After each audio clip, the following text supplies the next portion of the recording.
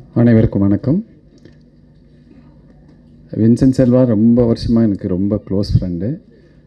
ஒவ்வொரு தரையும் தலைவரை நீங்கள் இதில் இருக்கணும், இந்த படத்தில் இருக்கணும்னு சொல்லுவார். இருக்கிற மாதிரி தான் கொடுப்பாரே தவிர நடிக்கிற மாதிரி கொடுக்க மாட்டார். இதுலேயும் அப்படி தான். சோனாவோட ஜோடினா அதுவே உங்களுக்கு காமெடியாக இருக்கும்.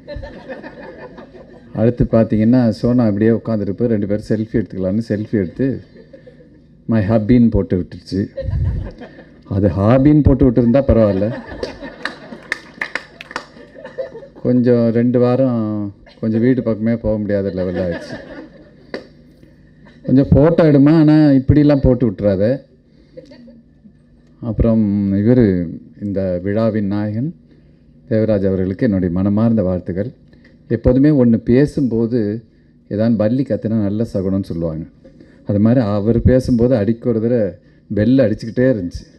அநேகமாக நிறைய ஆஃபர் வந்துட்டுருக்கு போல இருக்குது. எடுத்து அட்டன் பண்ணுங்கள். இப்படி எடுத்து அட்டன் பண்ணாமல் போகிறதுனால பல விஷயங்களை நம்ம தொலைச்சிருவோம். அதை பார்த்துக்குங்க. உங்களுக்கு சந்தேகம் வந்தோன்னா வையாபுரின்னு என் நண்பர் ஒருத்தருக்காரு, அவர்கிட்ட கேட்டுக்குங்க. அண்ணே விட்டுறக்கூடாதுன்னே. அந்த நேரத்தில் சங்கர் கூட வந்துட்டு போயிருப்பார்.